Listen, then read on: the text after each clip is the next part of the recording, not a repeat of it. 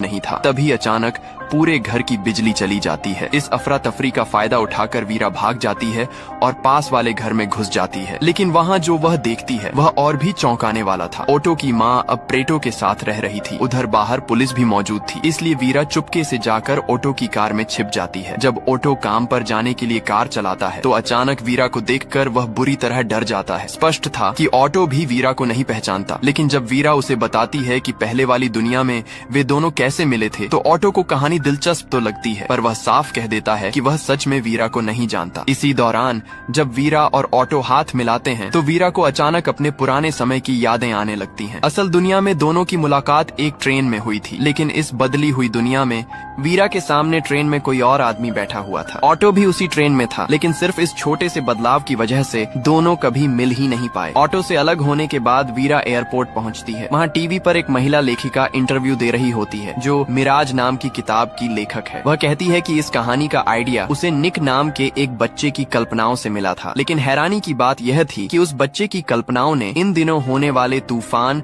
और बिजली वाले मौसम की भविष्यवाणी भी कर दी थी। इसी बीच पुलिस चीफ माइकल फिर से वीरा को ढूंढ लेता है। वह वीरा को मिराज नाम की वही किताब दिखाता है। किताब पढ़कर वीरा हैरान रह जाती है, क्योंकि उसमें लिखी पूरी कहानी वही थी जो उसने खुद अनुभव की थी। इसके बाद वीरा और माइकल किताब की लेखिका से मिलने जाते हैं। वह महिला एक विश्वविद्यालय की प्रोफेसर होती है। उसके अनुसार अगर वीरा फिर से अतीत से जुड़ना चाहती है तो उसे इसी तूफानी मौसम के दौरान टीवी और वीडियो रिकॉर्डर का इस्तेमाल करना होगा, और बहुत संभव है कि वह टीवी और रिकॉर्डर अब निक के पास ही हो। इसलिए वीरा को निक को ढूंढना होगा। लेकिन दुनिया इतनी बड़ी है कि किसी एक इंसान को ढूंढना आसान नहीं है। इसलिए वीरा माइकल से मदद मांगती है। माइकल मदद करना चाहता है, लेकिन किसी को खोजने के लिए पुलिस को आधिकारिक प्रक्रिया से गुजरना पड़ता है, जिसमें बहुत समय लग सकता है। इसलिए उन्हें कोई बड़ा कारण चाहिए था ताकि उनके अधिकारी इस मामले को गंभीरता से लें। तभी वीरा को एक विचार आता है। अगर प्रेटो को कभी गिरफ्तार नहीं किया गया तो इसका मतलब है कि उसकी पत्नी की लाश शायद अभी भी उसके कसाईखाने में दबी हुई होगी। अगर वहाँ से हड्डियां मिल जाए तो मामला तुरंत गंभीर बन जाएगा। ये सोचकर माइकल पुलिस टीम के साथ प्रेटो के कसाईखाने में खुदाई करवाता है, और जैसा वीरा ने सोचा था